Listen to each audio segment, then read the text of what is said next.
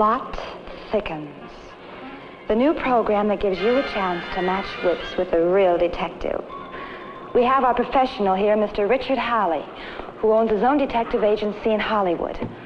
Our three amateur detectives are Mr. Stan Ross, an advertising executive from Coney Island, the lovely and talented Miss Jan Sterling, and the one, the only, Groucho Marx. Take this female out and find her a mate. And get me one, too, while you're out there. This is our mascot, Lucifer. And I'm the district attorney, Jack Linkletter.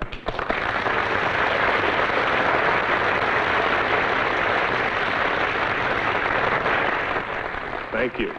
And this is my mascot. This is the bailiff, Maureen Ott, and believe it or not, she's supposed to keep order in court. That's going to be a chore. Maureen, could you put Lucifer down on her pillow so she doesn't steal the show? We've all patted her for good luck. As any cat will tell you, this is a mystery program, but it's also a game. We're going to show a 10-minute mystery film, and then the actual suspects that you see in the film will sit on the witness stand, and our detectives will give them the third degree before they decide which one is the criminal. Now, each one of you detectives who correctly names the killer, you will win $500 in cash. And in just a moment, I'll explain how some of you may win $1,000. You see, already the plot thickens.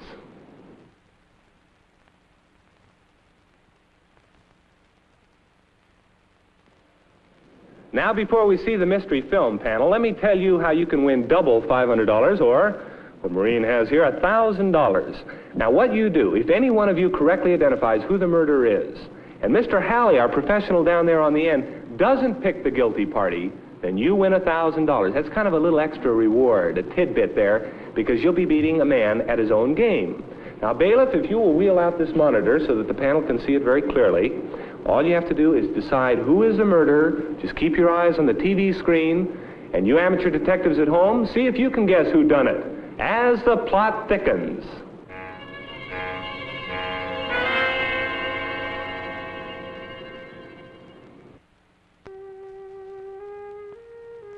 Time, 4 p.m. Place, the Spider's parlor. This spider is named Kazam. At least that's what he tells the flies who visit him and become tangled in his web of fake crystal gazing and phony seances. 3 things aid him in his racket: Lois, his wife; Arnold, his assistant; and the fact that he has a heart as cold and hard as that crystal ball. Why so quiet, honey? I'm thinking. Well, what's the matter? Don't tell me you see something in the crystal ball. Yeah, I see something. Trouble. We've been working our pitch too long here. Oh, but honey, we're doing great. I know, baby. But it's time we blow this town. You and I are going to go on a vacation. Vacation? What happens to me? Sorry, Arnold. On a second honeymoon, I don't need any assistant. Oh, look, we'll be back in a couple of months. When we do, we'll pick up again. I'm not trying to give you the brush. You're still the best shill in the business. All right. But before you take off, what about my split? Sure, Arnold. Right away. Wow. Talk about money going to a guy's head. Safest place in the world. Here it is, $36,000. Your split is 1/3, $12,000. Thank you. Well, aren't you going to count it? What for? I trust both of you. Atta boy, Arnold. The rest is ours, baby. Plus 2 tickets to Mexico City. We leave tonight. Tonight? Well, honey, I have to pack. What's the pack? I'll buy you a whole new outfit in Acapulco. Aren't you forgetting something? Didn't you set up a seance with a couple of regulars, Collins, Rysdale? So phone and cancel. Well, what about Mr. Lowe? You've been trying to land him all month. Suppose he decides to come tonight. Carlton Lowe? He won't show. Maybe he will. Now, you told me yourself that's $3-4 grand. If you can materialize his daughter for him. Ooh, honey, that's an awful lot of money for just one night's work. No, I'm not taking any more chances. I think it's time to cut out of here right away. But, honey... Look, no more arguments. Cancel everything for tonight. There goes a fast $4,000. Don't worry. I'll handle him. 5 p.m. The office of Roy Nesbitt, attorney at law. His client, Selina Rysdale. Quite a mouthful, and she's quite a handful, too, as Nesbitt is beginning to discover. Superstitious, that's the whole trouble. You're superstitious. And you're very impertinent, Mr. Nesbitt. For the last time, I'm asking you to leave me alone. But I don't want to leave you alone, Selina. It isn't just protecting your investments. I want to protect you. If you'd only let me help you. I have all the help I need, thank you. Kazam... That's charlatan. I warn you, not another word. Kazam is a very great psychic counselor. Great psychic swindler, if you ask me. I've got a whole drawer full of these things. Canceled checks, thousands of dollars that you've donated to his phony schemes, just thrown away. Thrown away? You seem to forget that Kazam was able to contact my late husband. You don't believe that, do you? Somebody mumbling in the dark through a trumpet? Anyone attending a seance with an open mind could prove to you that it's all a fake. Now, that's just enough. It may interest you to know that I'm seeing Kazam again tonight. And it wouldn't surprise me a bit if he advised me to get another attorney.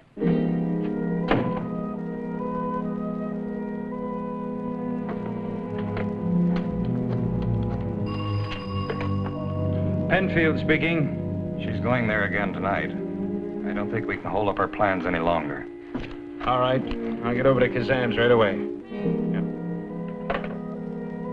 Martha Collins was paralyzed in an accident 3 years ago. Her brother Sid took over the household affairs. Today, at 7 p.m., Martha discovered something else that Sid had taken over. All right, Sid. What's the meaning of this? I told you not to open my strong box. Those papers are private. Business, see? Business. Taking Father's insurance money and squandering it on a lot of worthless mining stock. You don't understand. It isn't worthless. Kazam says we're going to make millions. You miserable creature. A job isn't good enough for you, is it? You'd rather fall for a get-rich-quick scheme like this. I'd like to get my hands on that phony mystic. He's not a phony. He's my friend. He wants to help us. I'm going to see him tonight. Here. You take that with you tonight. You tell Kazam you want your money back. You can't boss me around. I make my own decisions. You mean that phony makes them for you? You think I'm just going to sit here and watch my life go down the drain? What else can you do? Good night, sister dear.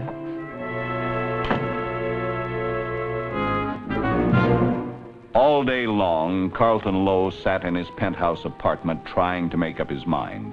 Ever since the sudden, tragic death of his teenage daughter, he debated the possibility of making contact with her spirit. Now, tonight, at 7:30, he came to a decision. He called Kazam. That's right. It has to be tonight. Yes, I'll bring the money. In cash. But I don't like to carry such an amount with me. Very well, if you insist. But I must be sure. You understand, quite sure. If there's any sign of trickery... All right, 9 o'clock.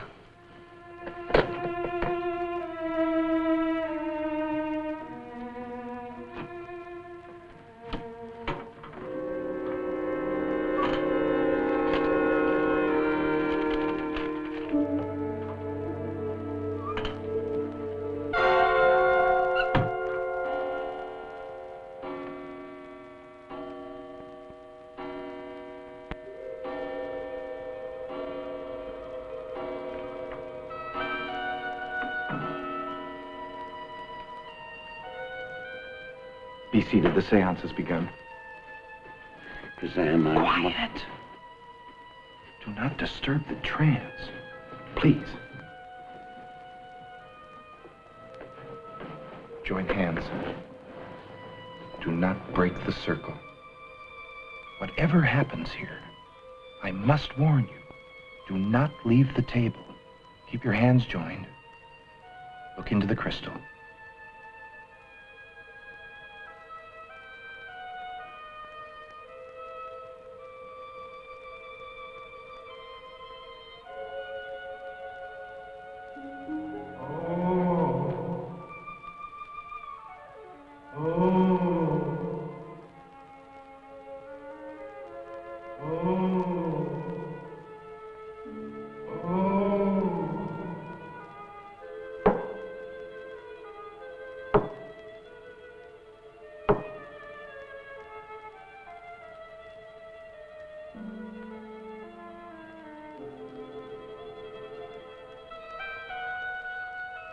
Who's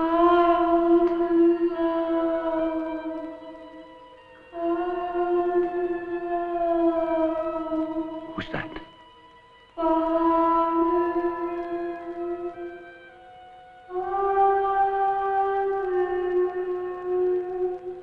Margaret, it's you.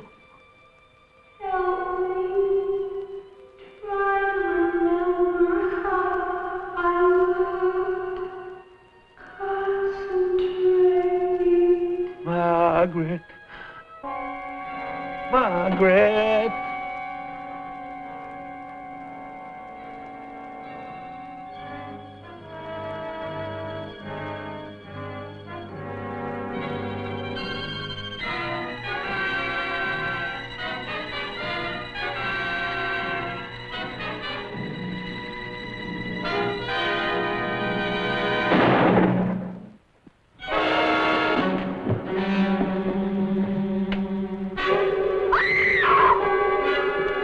Martha! You killed him! You killed my husband!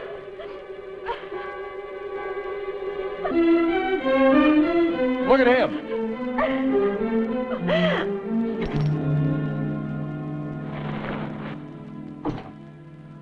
Who are you?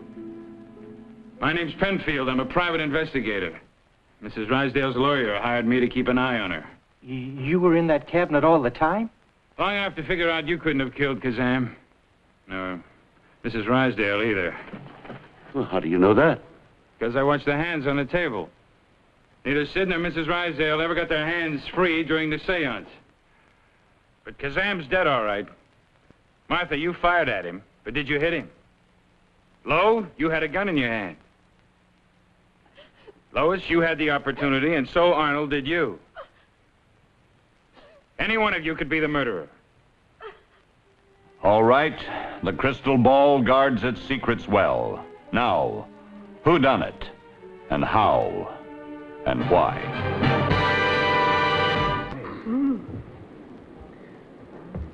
Well, the evidence is all in, and in just a minute, detectives, you can question the suspects. And while you're marshaling your thoughts, here's a thought worth marshaling.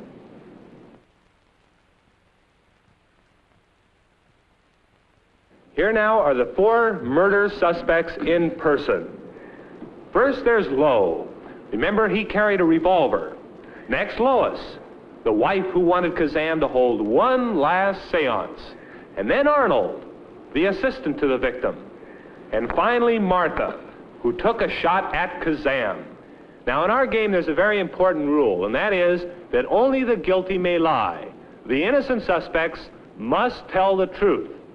The other characters in the film have all been cleared by Penfield, who, by the way, is not the murderer because he's really a private eye.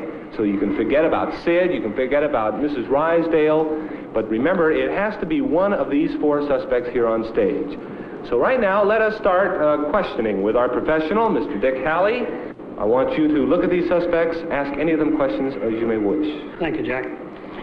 Mr. Lowe, what time did you arrive at the seance? At 9 o'clock. At 9 o'clock? How much money did you carry with you at the time? $4,000. All in cash? Yes, sir. What caliber gun do you have? A 38. 38? Yes. All right. Let's see. Lois, you were married to the mystic? Yes. And why, besides the fact that there might have been more money made that particular evening, did you not want to leave the city at that time? Was there another reason? No, that was the only reason. It was the only reason, the money. Yes. And you, Arnold, did you have another reason for not wanting to leave the city besides the money? No other reason. We had a good deal going. And Martha, are you actually crippled, or is this a pose? It isn't a pose, or at least it wasn't. I had a very serious accident about 3 years ago. My both legs were paralyzed. The doctor said I would never walk again, but I wouldn't settle for that, so I began exercising, unbeknownst to anyone else. Took me over 2 years, well over 2 years, to regain the strength of my limbs, and now I walk without any difficulty. Thank you. All right, thank you, Mr. Halley. Now, Stan Ross, the advertising executive. Would you like to question the panel? Yes, Mr. Lowe, why did you bring a gun to the seance? Did you anticipate trouble of some sort? Oh, no, I carried a large amount of money. That's why you carry the gun? I always carry a gun when I carry a large amount of money. I see, all right. Martha, did you come to the seance intending to kill Mr. Kazam? Yes, I did. You did. Are you normally a good shot? Oh, an excellent shot. You are? Oh, yes, in college I was the champion. As a matter of fact, no one ever exceeded or excelled my record. Wonderful. Have you ever been half shot?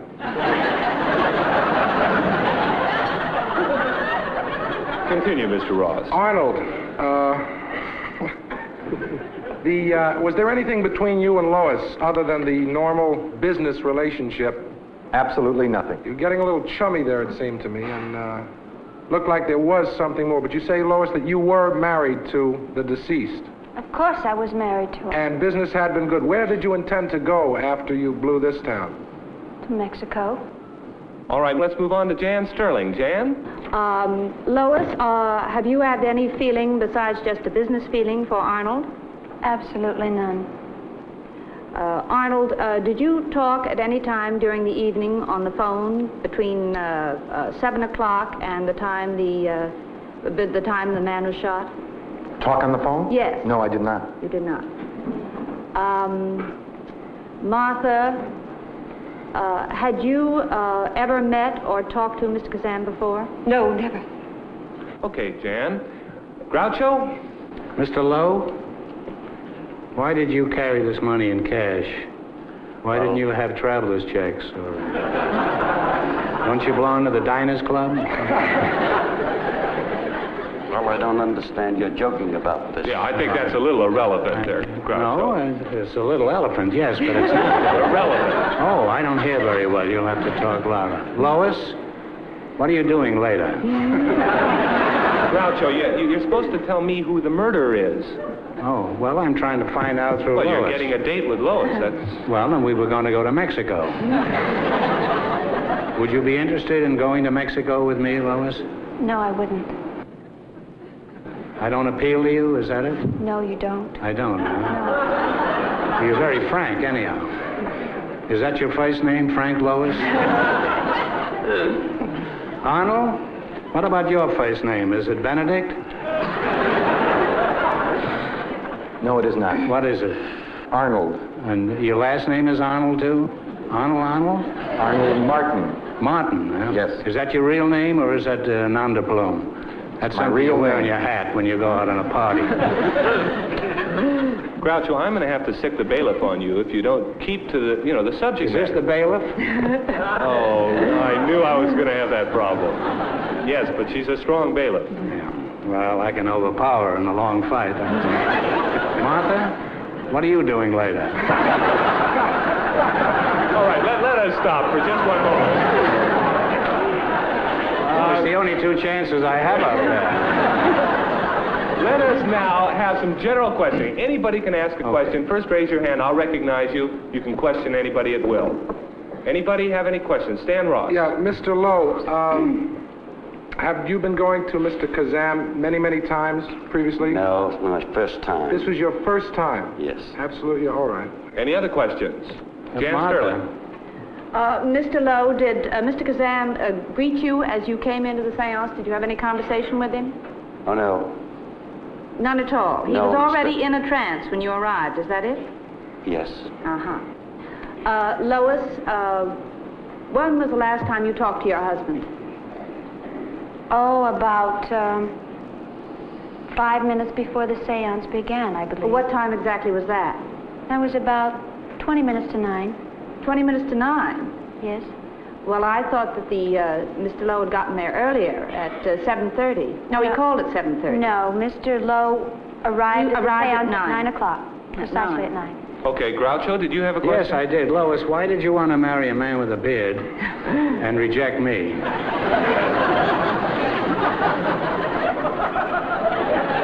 Arnold, are you in love with Lois? No, I'm not. How do you know? Have you asked her? You look pretty shifty to me. It was purely a business deal. That's all it was. We all made money. Most love is a business deal. Is Mr. Halley satisfied with what he heard? The only question I might ask is if Lois happens to know how her husband was killed, with what kind of weapon. Oh, he was shot, wasn't he? Looked like a knife to me. Didn't it to you? Took poison. Now, no in-panel discussion Why here. not? Well, because this is each one of What you. are you doing later?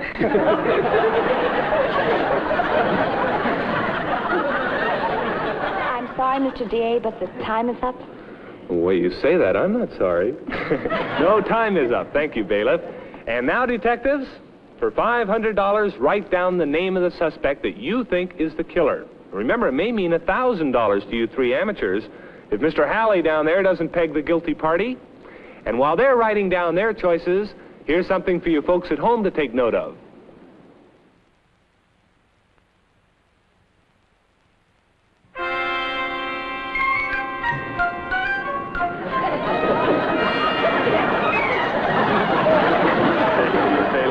Well, the verdicts are in. Let's see who our detectives think is the real murderer. Let's begin with Mr. Halley. He's the professional, and on his guess, is going to hang the judgment of whether these other panelists, if they get it right, will get $500 or $1,000. Mr. Halley, who done it?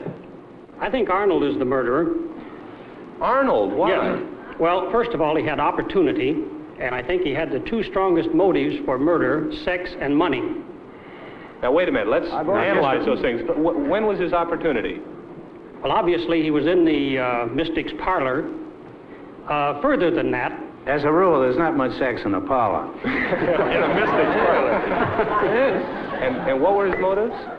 Hasn't been my experience, huh? See, the Mystic wanted to leave that night without taking in that other $4,000. Further, I think he probably wanted to take the Mystic's place, both in a business sense and otherwise. Very interesting. No, I had a good deal. I told you that before. All right. That's interesting to hear the professional. All right, Stan Ross, you're matching wits against him. Who do you think did it? Well, after listening to Mr. Halley, I'm inclined to agree with him, but I did not put that on my No, you didn't card. put that No, down.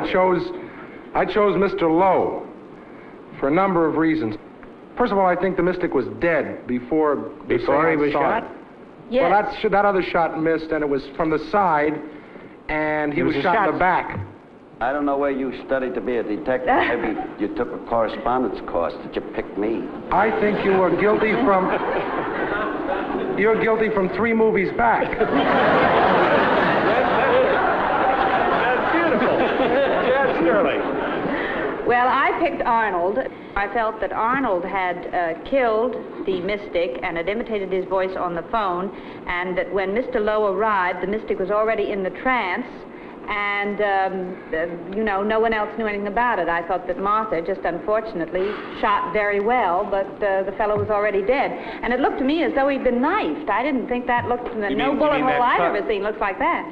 Huh? Yeah, you mean it was a big wound? Yes, it looked to me like a knife wound. Didn't you hear a shot? Yes, but I don't think that shot killed him. Well, why did they shoot it then? To fool us.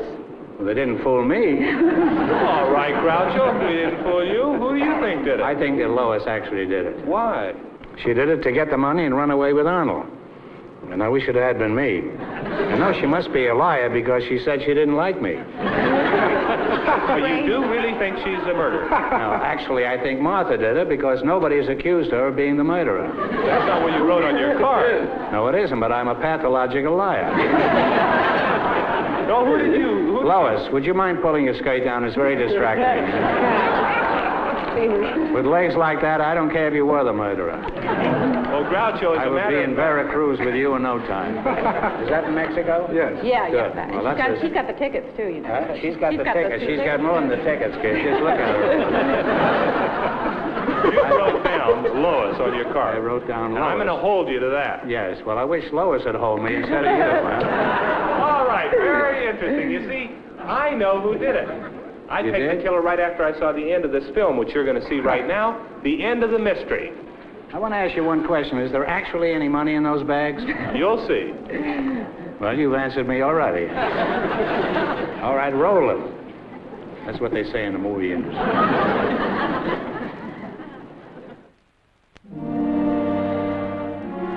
Well, everyone's telling the truth. Lowe here never fired a shot. Arnold was busy manipulating that rod to produce a phony ghost. Lois was imitating a girl's voice, working a trumpet. And you, Martha, you did fire a shot. And you did hit Kazam. But you didn't kill him. Well, what do you mean? There's a bullet hole. That bullet didn't kill Kazam. He was dead before Martha fired that shot. Well, how could that be? He was killed before the seance started. I saw Lois and Arnold drag Kazam's body into this room, prop it up, and turn out the lights. By the time the rest of you arrived, it looked like the seance had already started. Arnold told everyone Kazam was in a trance. And in the dark, he did the moaning.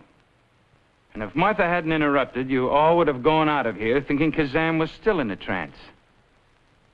Actually, Lois had killed him an hour beforehand. That's not true. I was in that cabinet before the seance began. She and Arnold had been meeting behind Kazam's back. And when Kazam decided to leave town, she wanted to get hold of all of his money. So she waited for a chance and stabbed him in the back with a table knife. Here's the wound. When a man is shot in the side of the head, he doesn't bleed between the shoulder blades. Then she stole the rest of his money from his hiding place inside of his turban. She was all set to take off for Mexico. Then the phone rang. And it was Lowe asking for a seance. And she just couldn't resist that extra $4,000. So she took one last long chance, holding a seance in a darkened room with a dead man. All right. But you've got to believe that Arnold had nothing to do with the killing. He didn't even know until Kazam was dead. And then he helped me stage the seance. It's the only way. Thank you. I wasn't sure of that till now.